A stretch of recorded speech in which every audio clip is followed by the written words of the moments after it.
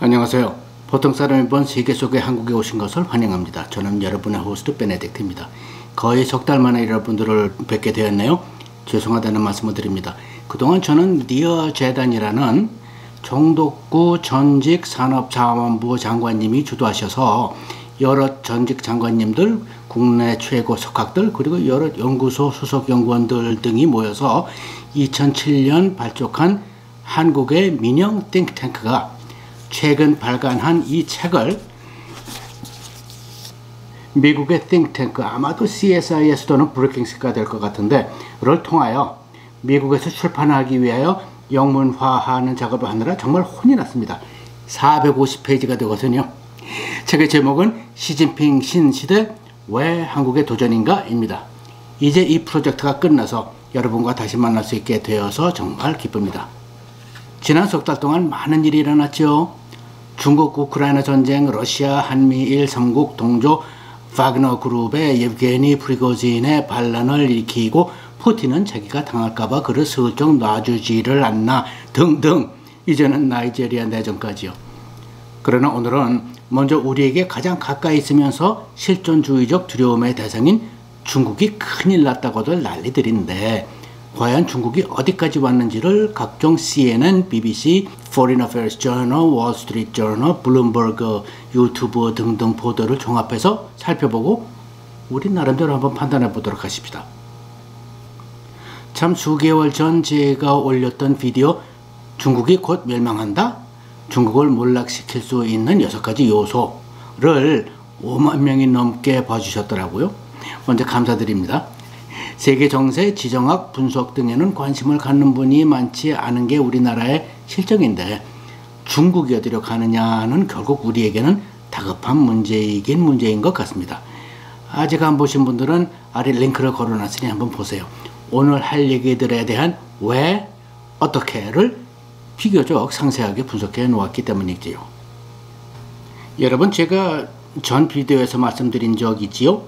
유튜브, 소셜미디어 등에서는 중국 경제가 몰락한다, 중국 사회가 들고 일어난다, 중국 공산당 일당체제가 붕괴된다 등등 상당히 호들갑스러운 얘기들로 근 1년여 동안 도배되어 왔습니다.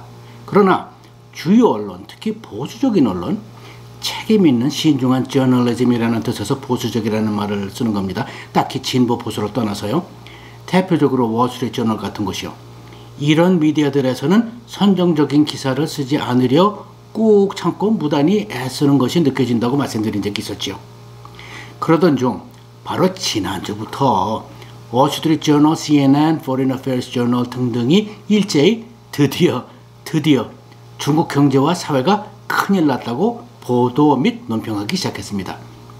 이제는 정말 올 것이 오고 있나 봅니다. 중국이 미국을 따라잡는 것은 이미 거덜난 거품 같은 꿈이었던 것으로 간주하고 있고요.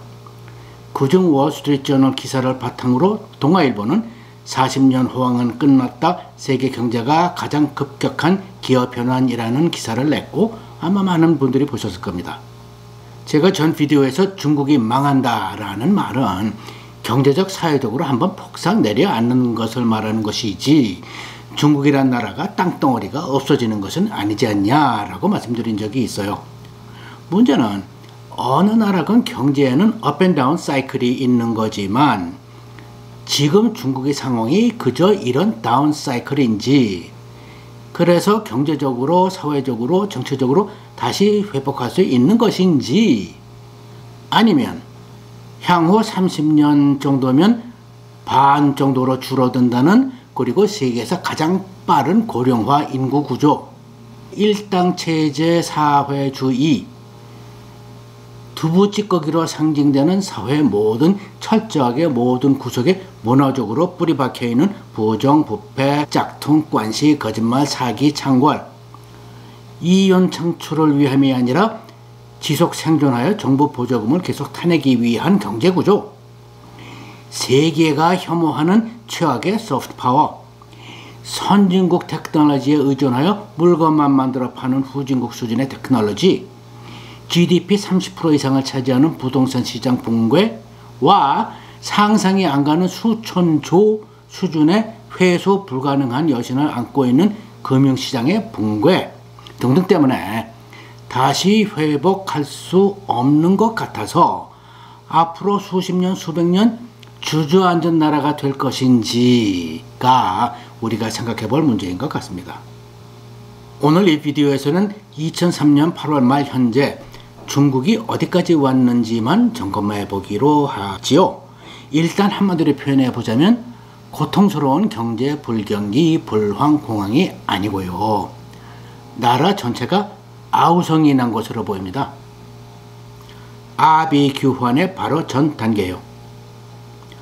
아비규환이라 하면 경제는 2차 세계대전 직후 독일처럼 철저히 근본부터 붕괴되어 국민의 다수가 실업자가 되고 사람들은 굶어 죽어나가고 절망의 끝에서 참다 못한 국민들의 봉기가 일어나고 삼국지 황건적처럼요. 나라는 갈라져서 내전이 일어나고 정부는 무정부 상태가 되고 그런 상황을 말합니다. 지금 바로 그런 아비규환의 직전 단계인 아우성 단계에 온 것 같다는 느낌이 드네요. 에이, 그렇게까지야 라고 생각되십니까? 바로 얼마 전 1911년 청나라가 멸망한 후 1949년 모택동휘와 중국 공산당이 일당 체제 정권을 잡을 때까지 약 40년이 바로 그랬는데요. 여러분, 역사 속에 중국 왕조가 망할 때마다 일어났다던 해괴하고 징그러운 징조들의 얘기를 아마 들어보신 적이 있으실 거예요. 핏빛 달이 뜨고 수백 수천만 마리 개구리가 강에서 나와 땅 위에서 발광하다가 말라 죽고 메뚜기 떼가 전 국토를 뒤엎고 각종 질병이 창궐하여 수많은 사람들이 수백만 명씩 죽어나가고 또 다른 수천만 명은 길거리에서 굶어 죽고 거대한 홍수와 지독한 가뭄이 끊임없이 들고 등등이요. 지금 그런 일들이 일어났다고 합니다. 영어 비디오지만 이 비디오를 한번 보셨으면 좋겠습니다. 제가 저 밑에다가 제목하고 링크를 써놨습니다. 이거를 보면 지금 중국에서 일어나고 있는 해괴방칙한 징조들이 다 나와 있어요. 물론 이런 것들은 우리가 하는 지정학적 분석이라고 할 수는 없겠죠. 어떤 분들은 미신이라고 치부하실 테고요. 그러나 중국 역사에 많이도 나오는 이런 것들이 지금 일어나고 있다는 것이 우리에게는 의아하게 기분 나쁘게 느껴지고 중국인들 자신들에게는 하늘이 내리는 징조다 라고 생각하고 있다는 것까지는 사실인 것 같습니다. 그리고 뉴스에서 보셨겠지만 최근 중국의 태풍 독수리가 지나가면서 140년 만에 최대 홍수가 났죠. 그런데 여기서 희한한 일이 일어납니다.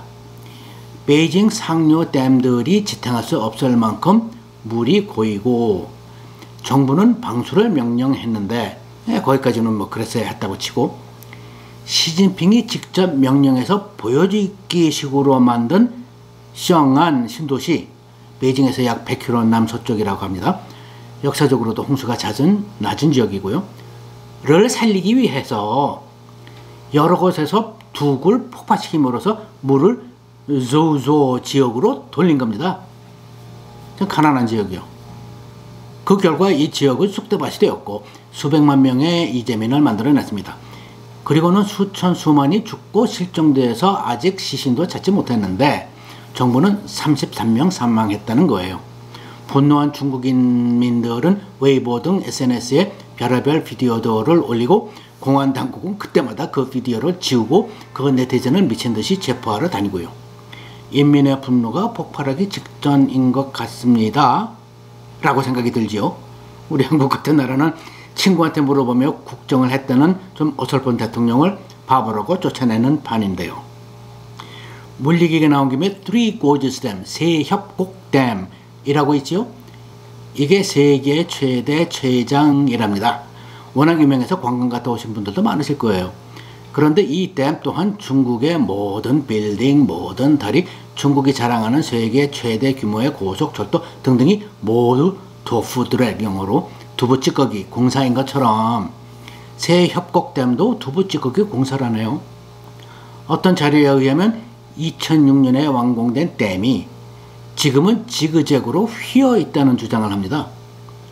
이 댐이 붕괴되면 그 파괴력은 수소폭탄 여러 개가 폭발한 것과 맞먹는다고 하네요. 그러다 보니 대만은 중국이 쳐들어올 경우 이 댐을 공격할 지대지 미사일 개발에 박차를 가하고 있다고 합니다. 어떤 이들은 이미 보유하고 있다고도 하고요. 일종의 수소폭탄 같은 WMD 대량 살상 무기인 셈이지요. 물론 대만이 미리 쏠 리는 없겠지요. 중국이 핵보유국이니까. 그러나 하나의 비대칭 억지력으로서의 역할은 충분하다는 일부 군사학자들의 주장입니다. 하지만 여기서 제가 여러 번 새 협곡댐이 곧 붕괴될 것입니다 라는 것은 물론 아닙니다.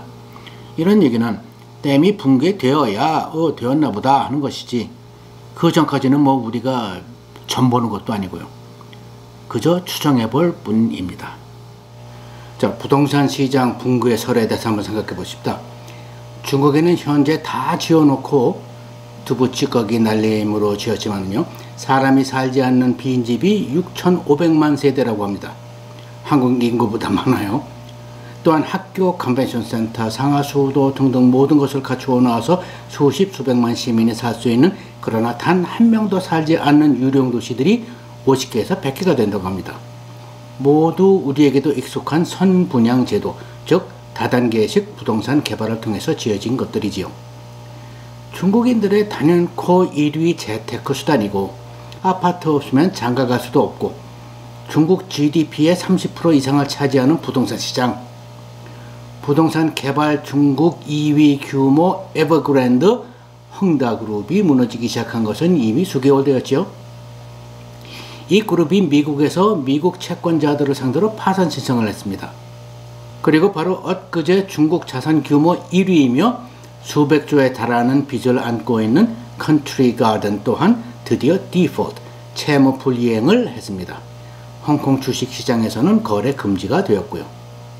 문제는 국민들에게 이제는 부동산 투자를 할 의지가 마살되었고, 그들에게 이제는 투자할 돈도 없고, 부동산 가격은 20%에서 60% 떨어졌고, 경제는 근본적으로 구조적으로 작동하지 않으며 수출길은 막혔고, 외국인 투자자들은 모두 떠나고 있어서 정부가 돈을 찍어내어 이 회사들을 연명시킬 여유도 없고, 정부는 세금이 거치지를 않아서 돈이 없고, 중국의 모든 성, 시 등등 지자체들이 다 헝다 및 컨트리 가든처럼 수십조, 수백조 빚을 안고 있고 해서 이 두 개발사나 부동산 시장 자체가 회생할 여건이 아무리 둘러봐도 보이지 않는다는 것이 정설입니다.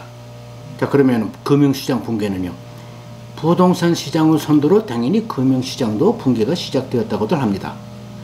앞서서 말씀드린 여건들 외에 저 유명한, 그리고 세계가 중국의 경제 파워에 주눅들게 했던 Belt and Road Initiative 1대1로 사업, 그리고 그와 연계하여 전 세계 개발도상 국가들을 상대로 펼쳤던 Debt Trap Policy, 빚의 덫 정책, 즉 가난한 나라가 도저히 갚을 수 없는 론을 해주며 제대로 된 타당성 조사도 없이 1대1로 인프라를 깔게 하면서, 중국 쪽으로고요, 그 빌려준 돈을 현지에서 받고 공사해주는 것은 중국 건설사가 중국인 기술자 노무자들을 데리고 가서 다시 벌어 들어오고 등등 1대1로 빚의 덫 정책이 이제는 돌아서 중국을 물기 시작했다는 것입니다.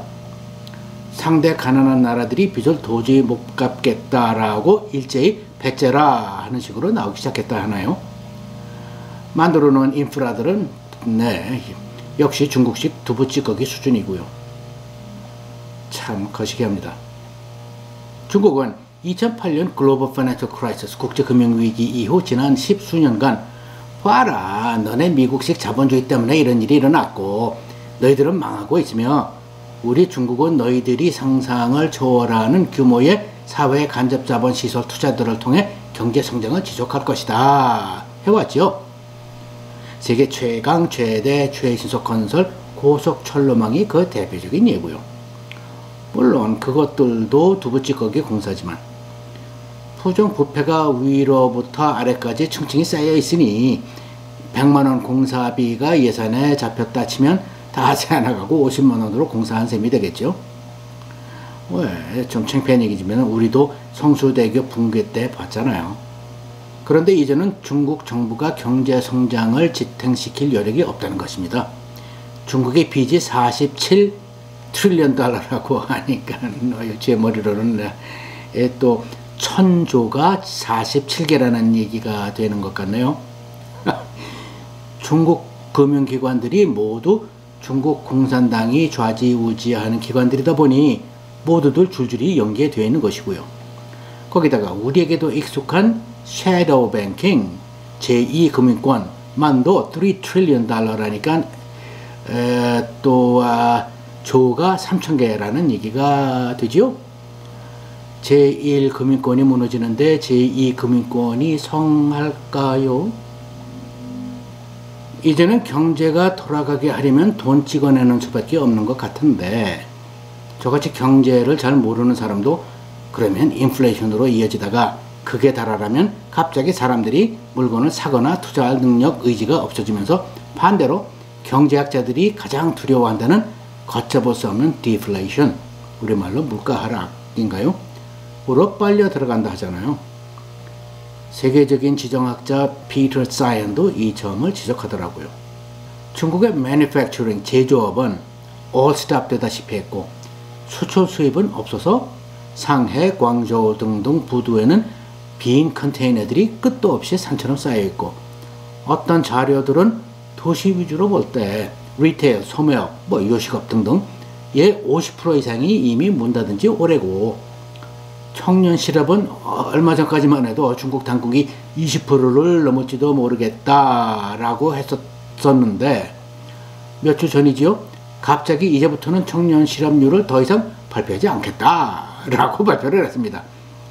이런 것을 외국에서 중국으로부터 흘러나오는 간접 자료로 계산하고 있는 각종 경제 연구기관들은 도시마다 조금씩 다르지만 어느 도시는 청년 실업률이 50%, 어떤 이는 80% 이상 떨어졌다고 합니다. 누구 말을 믿어야 할지 저는 잘 모르겠어요. 급기야는 여기저기 중국 정부기관들이 공무원들 월급을 20%에서 50% 전면 인하하는 사태까지 왔다고 합니다. 그러니 아우성이 난 것만은 확실한 것 같네요. 그러나 가장 장기적으로 치명적인 것은 중국의 소프트 파워입니다. 시진핑이 2012년 집권한 후 그가 보여준 중국의 모습을 한번 요약해보면 대충 이렇습니다. 중국의 옛 영광을 되찾겠다. 중국 문명이 세계 최고다. 서양이 만들어 놓은 국제 질서 다 필요 없다. 자유시장 경제, 법치주의, 인권평등 등등이요. 그리고 중국 질서로 대처하겠다. 공자 사상의 시진핑식, 중국식 사회주의를 입힌 거죠. 남주쿵케, 그거 베트남, 필리핀, 인도네시아로 둘러싸여 있지만 다 우리 거다. 이제는 우리 위대한 중국이 시키는 대로 해라. 호주 같은 나라는 우리 구두에 붙어있는 껌딱지 같은 나라다. 이거 실제로 고위층 중국 간부가 공식적으로 한 말입니다. 한국, 원래 우리 중국의 제일 충실한 조공국가여서 다른 나라의 조공국가로서의 모범생이었었고 지금도 그렇다. 시진핑이 도널드 트럼프를 만나서 실제로 한 말입니다. 외교, 우리 중국식 전랑 외교 한다. 까부지 마라. 너희들은 다 우리 밑이다. 아프리카 등등 째지게 가난한 나라들, 우리가 빌려주는 돈으로 1대1로 참여하고 돈 못 갚겠으면 너희 우라늄, 히토류 등등 천연 자원이나 항만 등을 내놓으면 되지 않냐. 그리고 날이 갈수록 김정은 북한 같아지는 경찰 감시 국가 체제, 그리고 팬데믹 때 보여준 사람 사는 아파트를 철장을 설치해서 사람들이 못 나오게 해버리는 등 보여준 비인간적인 제로 코비드 정책 등등을 보면서 전 세계가 학을 띈 것 같습니다. 당장 그 결과는요, Foreign Direct Investment, 외국인 직접 투자는 오스탑했고 들어와 있던 외국 기업들은 줄줄이 떠났거나 떠나고 있습니다. 애플, 마이크로소프트, 나이키, 토요타, 삼성 줄줄이요. 그리고 중국을 찾는 외국인 관광객은 99% 감소했다는군요. 아예 아무도 중국엔 안 간다는 얘기가 되지 않습니까?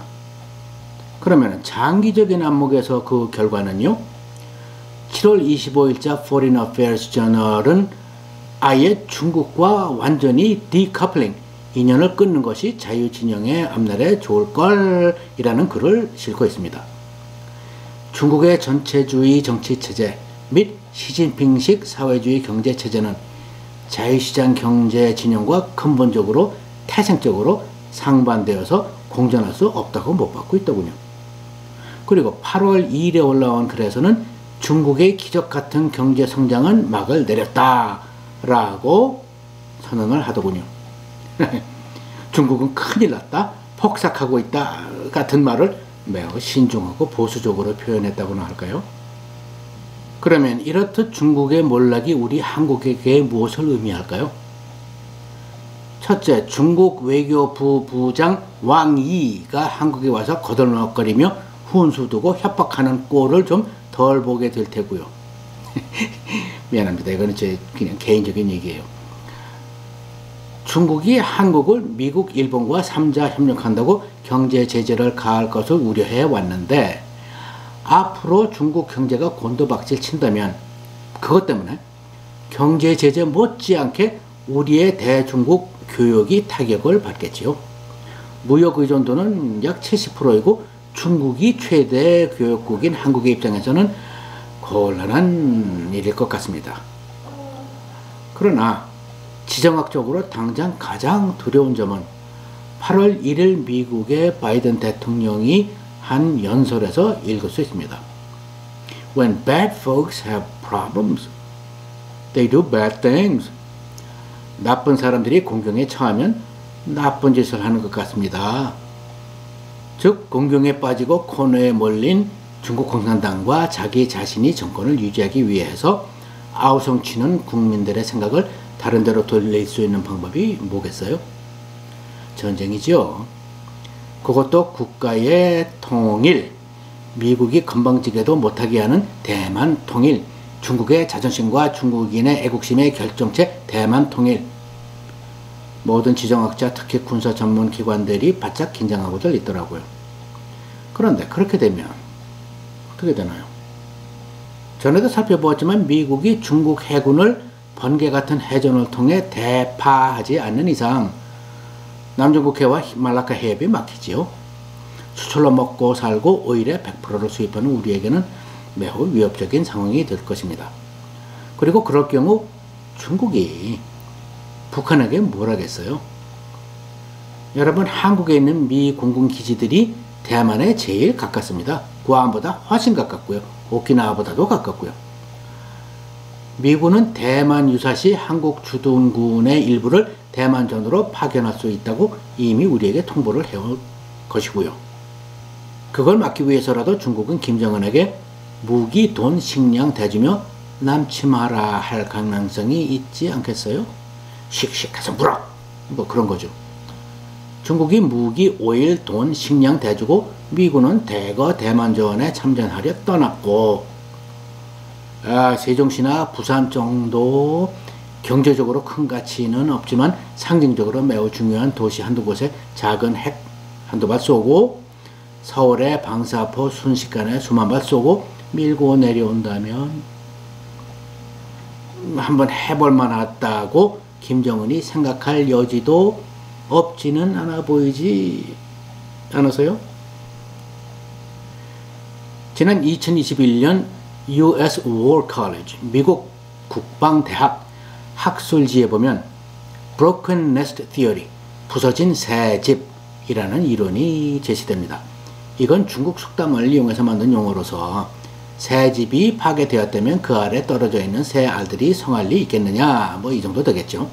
요점은 그러나 중국의 대만 침공을 억제하는 데 있어 무력으로 하려 하지 말고, 그러면 이기든 지든 알들이 깨지니까 중국이 대만을 삼킬 경우 중국을 철저히 고립시키고 달러를 사용 못하게 조치하고 모든 자유주정이 참여하는 경제 제재를 가할 것임을 각인시킴으로써 대만 침공을 억제해야 한다라는 설입니다. 중국도 수출 의존 대신 내수 경제 체제로의 전환을 실패한 상황이어서 이 지경에도 수출 없이 살 수 없는 나라이므로 이 제안은 중국에게 다급하고 직접적인 위협이 되겠죠. 논리적으로 훌륭한 제안이기는 하나 코너에 몰린 시진핑이 살기 위하여, 국민의 관심을 돌리기 위하여 자기도 어쩔 수 없이 대만 침공을 감행한다면 군사적으로 중국이 미국 캐리어 스트라이크 그룹 항모 전단 한두 개를 침몰시키는 등 이기지는 못해도 미 해군에게 지지 않을 수 있는 가능성은, 그렇다면은 우리에게는 상당히 곤란한 얘기 아니겠어요? 이 질문에 대해서는 후에 다시 한번 비디오를 만들어 보도록 하겠습니다. 행여 중국이 사회적 봉기가 일어나서 갈라진다 해도 우리는 안심할 게 못 되지요.